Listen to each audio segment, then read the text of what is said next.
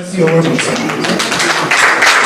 World Press Conference by opposition leader Atiku is coming days after the revelations in a deposition with a United States court by the Chicago State University, where the school denied the certificate submitted by President Bola Tinubu to the Independent National Electoral Commission, INEC, saying he only schooled there. The PDP presidential candidate says there is no going back on filing his appeal at the Supreme Court with the freshly released academic records of President Tinubu.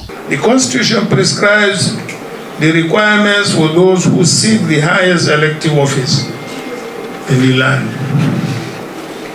It should not take months or indeed decades for the institutions concerned to be able to do their work in establishing the credibility of any certificates presented by candidates for public office. And the reputation of our country is at stake. Atiku is quick to say he would accept the outcome of the Supreme Court verdict in the ongoing legal battle to nullify the election of President Bola Tinubu.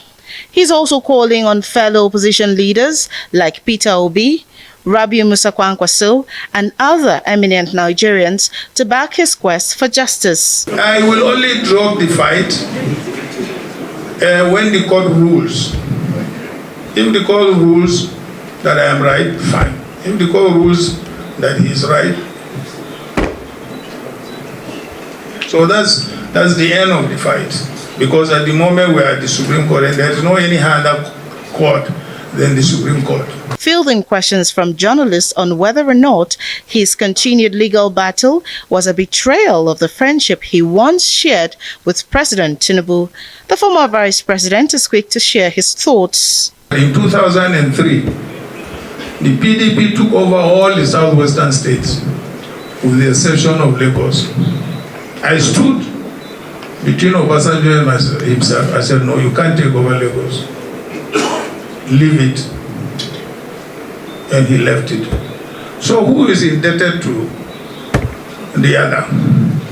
Is it me or Bola Ahmed Tinubu? His lawyer, Kalu, suggests the possibility of the Supreme Court accepting a fresh evidence. That Bola Ahmed Tinubu forged the certificate he presented to INEC. That's one. Two, that the qualifying certificate from Southwest College to Chicago State University bears a female, indicating that that document does not belong to Bola Ahmed Tinubu. Then, the same document, oral deposition, says that the Bola A. Tinubu is Ahmed. But the NYSC certificate Bola Ahmed Tinubu submitted to INEC has Adekunle. I don't know where the Adekunle and the Ahmed emerged from.